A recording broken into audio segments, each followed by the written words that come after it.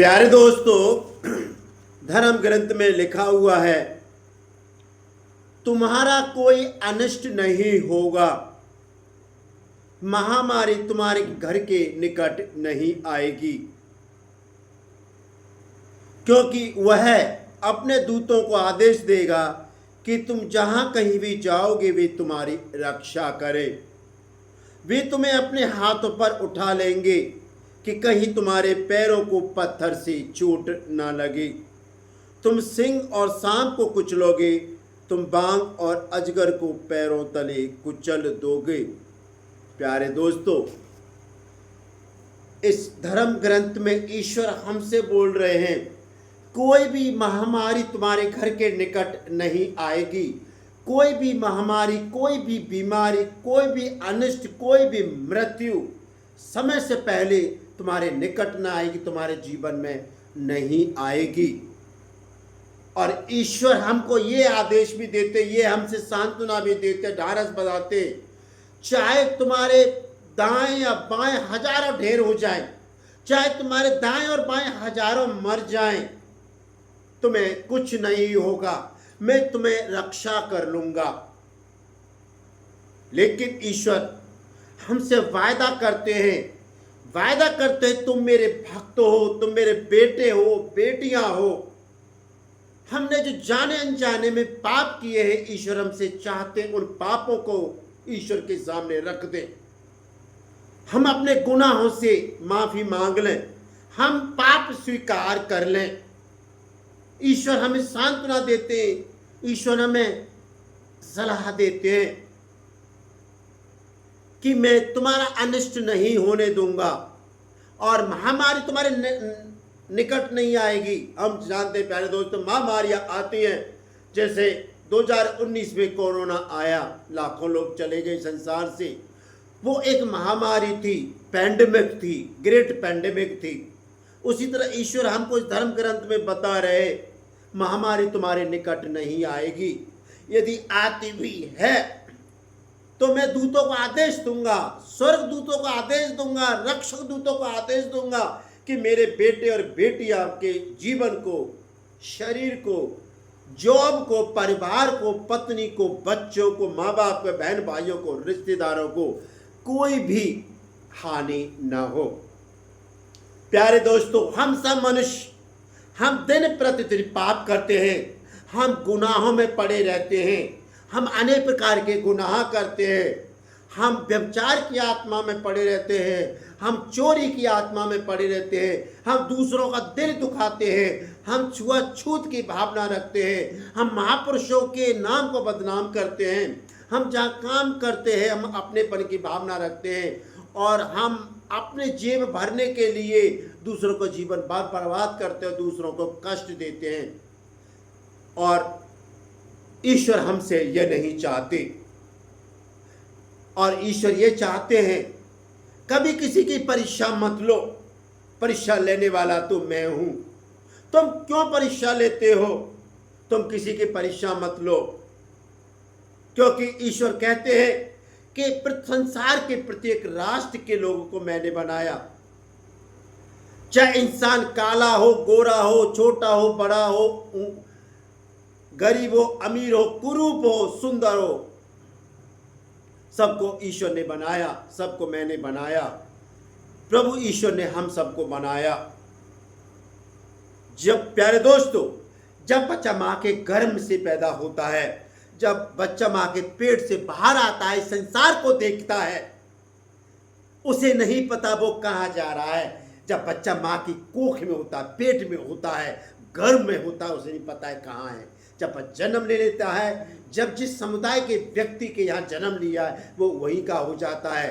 हम धीरे धीरे बच्चा बड़ा हो जाता है तो हम उसको बहुत सारी गलत बातें सिखा देती हैं। एक ये भी पाप होता है, क्योंकि हम उस बच्चे को ऊंच नीच की भावना सिखाते हैं, छोटे बड़े की भावना सिखाते, काले गोरे की भावना सिखाते हैं।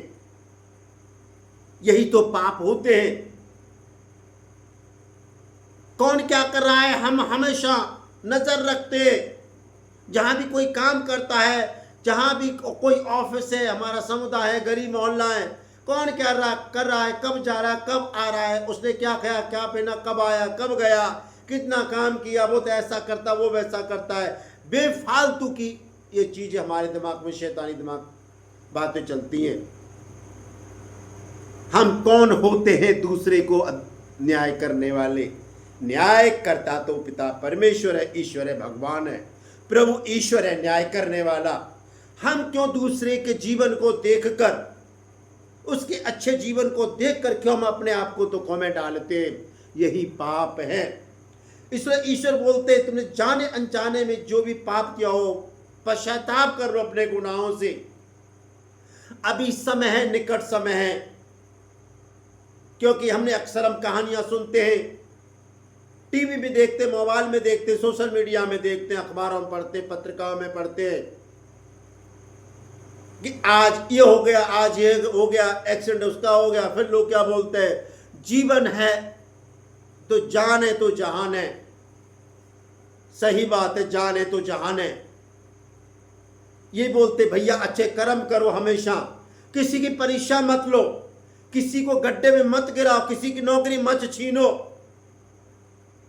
यदि हमें ईश्वर के द्वारा किसी कार्यालय में, किसी ऑफिस में या कहीं भी कार्यस्थल पर कोई भी ईश्वर के द्वारा जो अहम जिम्मेदारी सौंपी गई है, उसका हम अनावश्यक फायदा ना उठाएं, दूसरों को परेशान करने में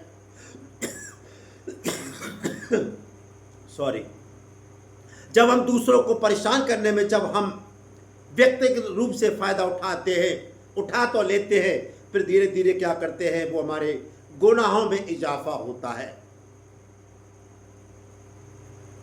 हम गड्ढा खोदते अपने लिए, परिवार के लिए, बच्चों के लिए। इसलिए ईश्वर चाहते हैं समय है अभी, चेत जाओ, गुनाहों से माफी मांग लो, दिल को साफ कर लो, दिमाग को साफ कर लो। प्यारे दोस्तों, हम सब जानते हैं संसार में इंसान एक बार आता है और जाने के बाद में कभी वापस नहीं आता।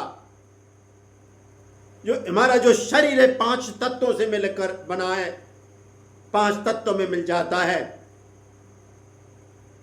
और जो कि वो कोई भी इंसान धरती से चला जाता है, उसका शरीर तो पृथ्वी पर रहता है, वो एक मिट्टी है, उसे नहीं पता क्या है।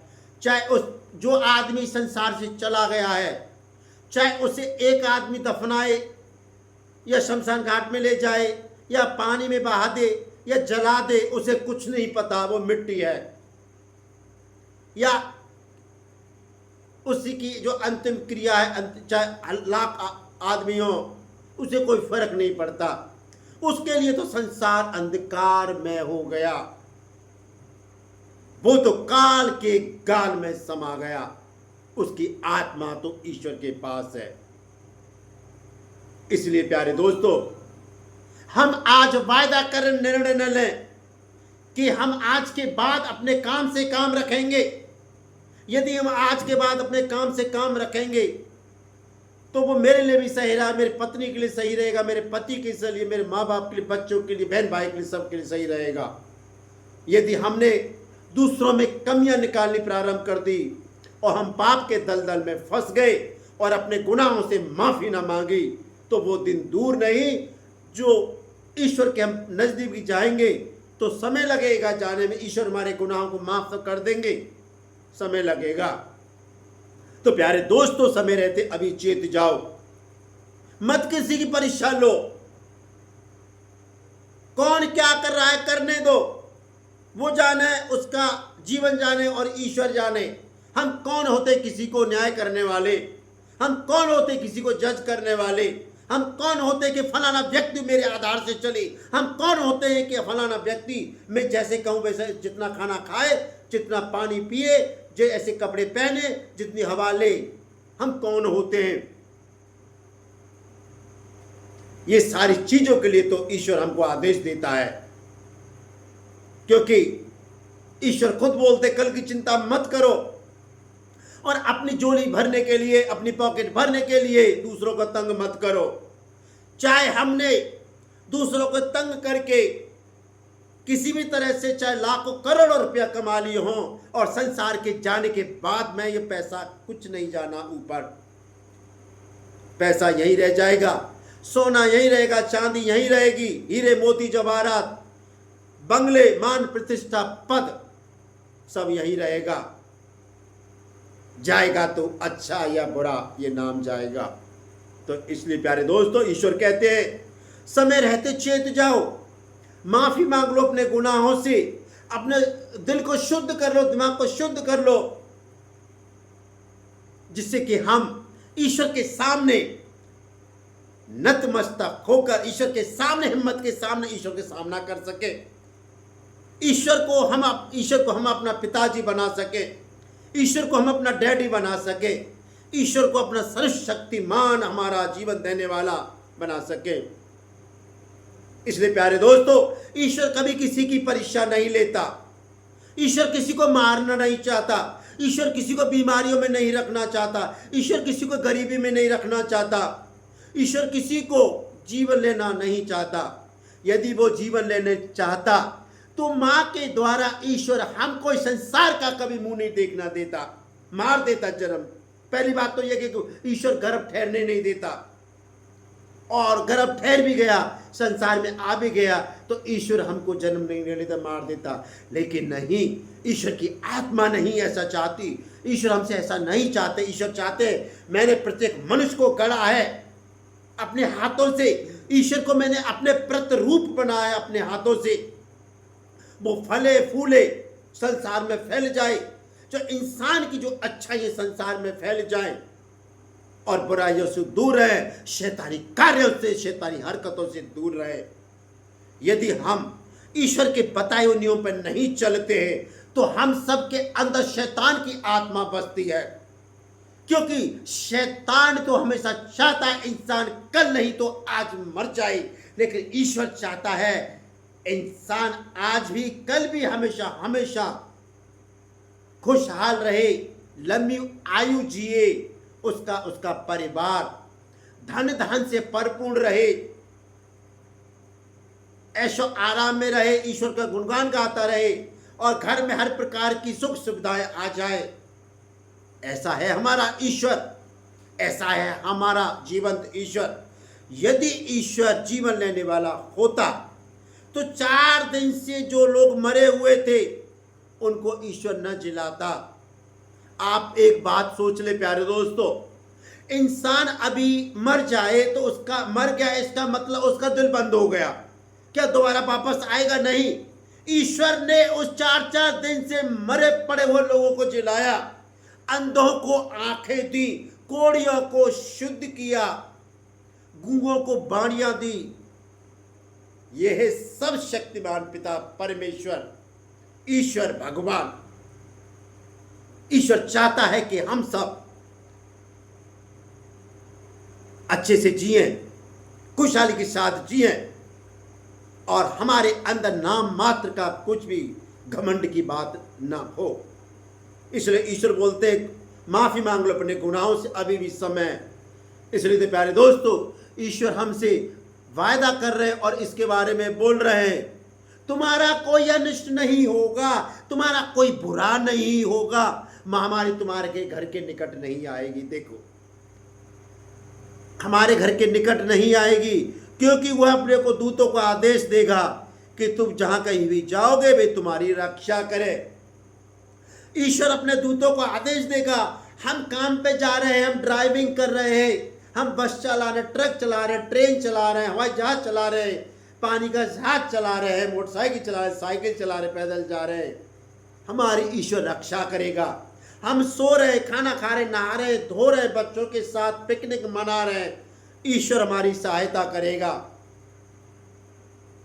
और ईश्वर अपने दूतों का आदेश देगा कि हमारे पैरों को कहीं चोट न लग जाए। ये चोट लग जाती है, हम गिर पड़ते हैं, पत्थर टकराते, चोट लगती है। ईश्वर वो भी नहीं चाहते। तो प्यारे दोस्तों, ईश्वर हमसे चाहते हैं डरो मत, हम जाने अनजाने में जो भी गलती की है गुनाहों की माफी मांग लो। ये न सोचो मेरे गुनाह बहुत बड़े हैं, मैं व्यभिचार में पड़ा हुआ था, कोई बात नहीं, आप गलती वो शैतान के द्वारा, आपने कुछ काम नहीं किया, आपने कोई गलत काम नहीं किया। जो चोरी की आत्मा थी, जो दूसरों का दिल दुखा रहे थे, दूसरों की हत्या कर रहे थे, दूसरों पर तलवार उठा रहे थे, दूसरों का नाम बदनाम कर रहे थे, और अपने व्यक्तिगत फायदे के लिए लोगों को नीचा गिरा रहे थे, वो आप लोग नहीं तो वो शैतान की आत्मा आपके ऊपर विराजमान थी, क्योंकि शैतान को हमने निमंत्रण दिया अपने जीवन में आने के लिए, ईश्वर को हमने दूर रख दिया। इसीलिए ईश्वर ने हमारे दिल में आना ना चाहा, शैतान ने आना चाहा, क्योंकि शैतान के चंगुल में फंस चुके थे। आप तो अच्छे थे, इसलिए प्यारे दोस्तों आज समय है, इसी समय इसी क्षण ईश्वर चाहते शैतान को टाटा बाय बाय बोल दो हमेशा हमेशा के लिए। तो प्यारे दोस्तों आज वायदा करके शैतान हमारी जूती के नीचे रहेगा और ईश्वर हम पर राज करेगा, क्योंकि हम ईश्वर के द्वारा बनाए हुए हैं, न कि शैतान के द्वारा। ईश्वर ने हमें बनाया है अपने समान, गढ़ा है अपने समान, अपने हाथों से ईश्वर ने हमें गढ़ा है, बनाया है। ऐसा है हमारा ईश्वर, वो चाहता है हम फले फूले हमेशा हमेशा के लिए।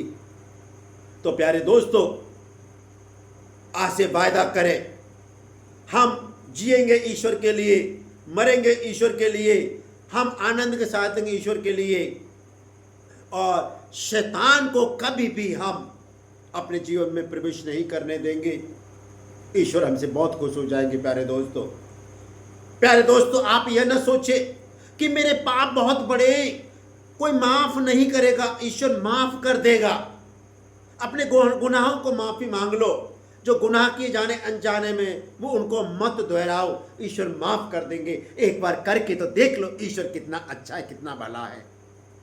देख लो, चाहे आपने कोई भी ब्लंडर मिस्टेक करी हो, चाहे आपने व्यभिचार किया हो, चाहे आप सालों से व्यभिचार में पड़े हुए हो, चाहे आप सालों से चोरी की आत्मा हो आपके अंदर, चाहे आप हत्या कर रहे हो, चाहे पैसे चुराते हो, चाहे किसी के नाम को बदनाम करते हो, चाहे किसी को जहाँ नौकरी करते हो उसको गिराते हो, छोड़ दो उसको, फिर देखो आपके जीवन में शांति आएगी, घर आपका धन धन से भरपूर रहेगा और महामारी अनिष्ट कुछ चक्र कुछ समय कभी पास नहीं आएगा। तो प्यारे दोस्तों ईश्वर हमको यही बताते हैं, पश्चाताप कर लो अपने गुनाहों से, जिससे कि हम सदा सदा इस राज के साथ साथ ईश्वर के राज के साथ जिए। प्यारे दोस्तों ईश्वर आपको आशीर्वाद दे।